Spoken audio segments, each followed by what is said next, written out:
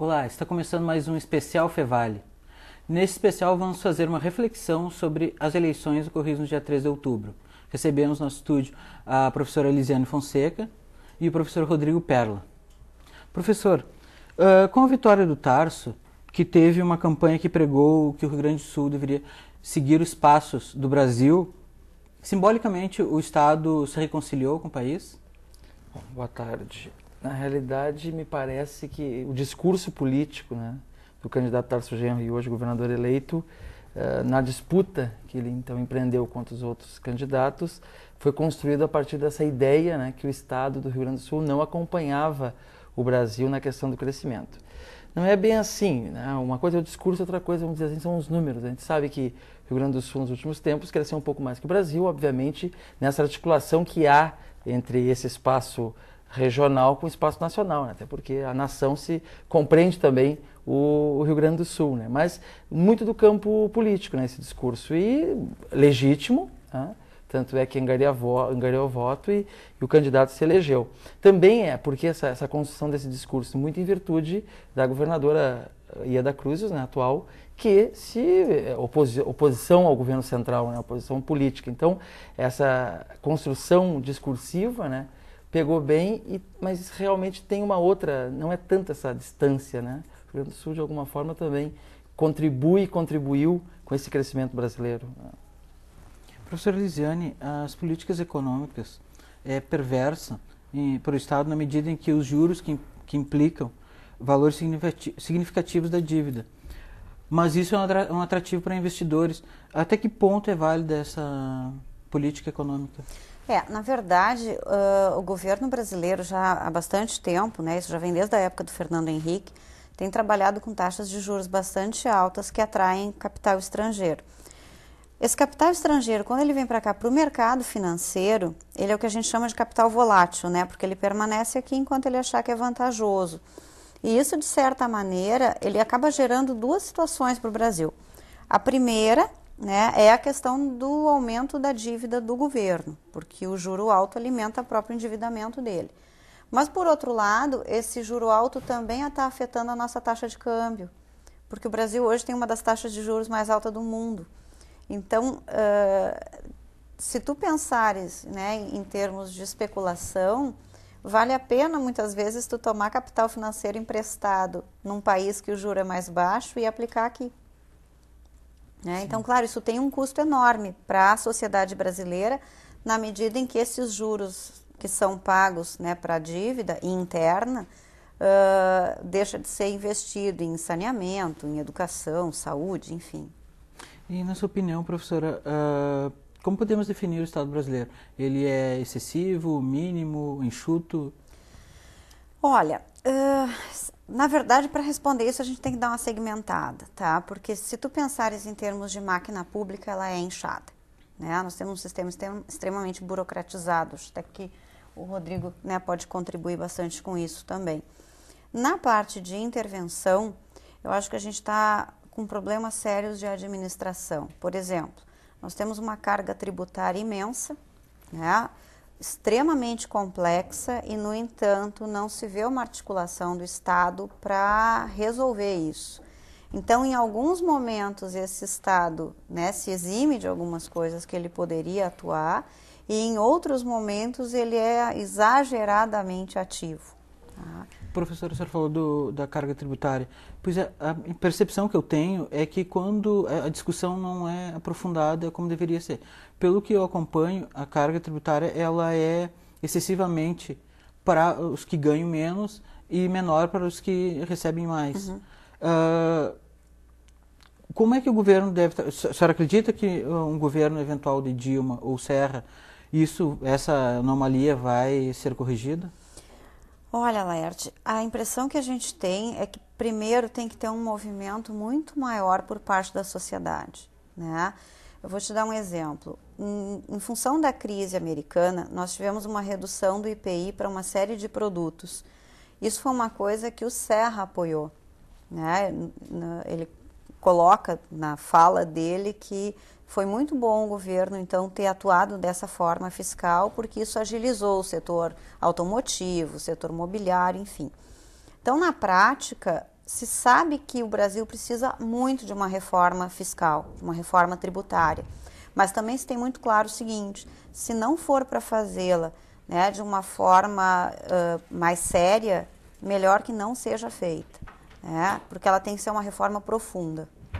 Pois é, estamos mais acostumados com as reformas paliativas. É, né?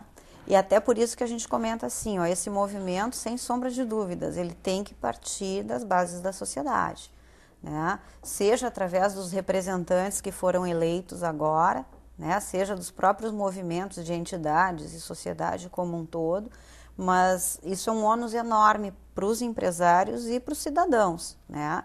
Eu sempre comento com os alunos, se eles olharem os valores de impostos destacados nas notas dos produtos que eles adquirem, eles vão ficar apavorados, né? Porque entre aquilo que tu paga pelo bem e o tanto extra que é imposto, tu tens parte significativa da tua renda que tu não transforma em consumo, tu transforma em imposto, que se for bem administrado, ok, né?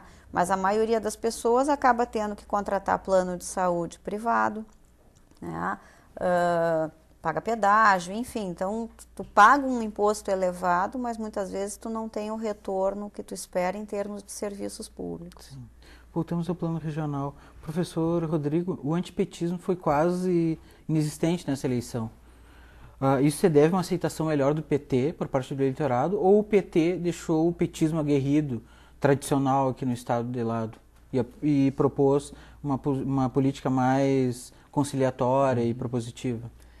Na realidade, Laerte, quem achava que o discurso antipetista poderia reaparecer, né? Até tinha uma ou duas candidaturas que acreditava que supostamente no segundo turno seria possível reativar o espaço ou o campo político chamado antipetismo e aí vencer as eleições. Bom, o antipetismo parece que em 2006 ele tende a dar uma diminuída com a reeleição do Lula e as políticas públicas, então, que foram implementadas, né, que podemos, ProUni, Minha Casa Minha Vida, né, a carga tributária, né, de alguns produtos que foram diminuídos ou zerados em virtude da crise americana. E parece que esse discurso meio que se esmaeceu, assim, mesmo no Rio Grande do Sul. Basta ver que a candidata Dilma venceu no Rio Grande do Sul, em que pese ter perdido na capital por questão de poucos % de voto, né? O candidato Serra teve 50,5%, a candidata Dilma teve 49,8%. Mas eu acredito que esse campo do antipetismo tentou ser reativado, não foi possível, porque me parece que políticas públicas e aquele desgaste que o PT tinha até 2004, quando ele perde a prefeitura da capital para o José Fogaça, aquilo caiu. Não existe, quer dizer, não é que não exista, até existe, mas não com aquela força que fez o PT perder 2 prefeituras e perder um governo do estado. Além disso, tem mais uma questão que é o próprio candidato Tarso Genro, que ele foi maior que o PT. Né? Ele, desde que passou pelos 7 anos de ministério, ele foi compondo, né, políticas públicas. Né? Não podemos esquecer que o ProUni saiu quando ele estava no MEC, né? O PRONASSE quando ele estava no Ministério da Justiça. Ele teve um tempo na presidência do PT na época do Mensalão. Então, o próprio candidato Tarso Genro, ele se construiu como além do PT. Eu não digo que se construiu como um Lula, porque me parece que o Lula é meio imbatível nessa questão de carisma, né, esse contato direto, que às vezes pode parecer um populismo. É um conceito da década de 60 do Brasil, mas pode aparecer em algumas atitudes. Então, me parece que o PT veio menos o PT, né, da década de 90, né, e mais Tarso Genro, mais composição política, né, a partir de políticas públicas e os aliados que conseguiu compor. Né.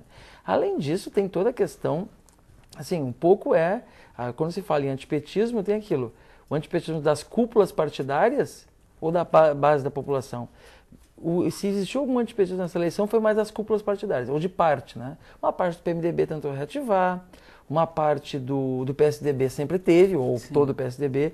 Agora, tanto que no discurso de vitória, Tarso deixou claro que são adversários que devem ser ouvidos, mas ele respeita como adversários e não devem ser cooptados. Né? Exatamente. Então houve também por parte do Tarso Genro, ou da candidatura da União Popular pelo Rio Grande, né, esse movimento, né, de mostrar que mudamos, né, e que a base da população me parece que entendeu. Né, tu pega muitas pessoas que o voto brasileiro é uma salada de fruta, né, muitas pessoas que votaram no Serra e votaram no Tarso Genro. Pode parecer esdrúxulo, mas não é do ponto de vista da cultura política do brasileiro, né?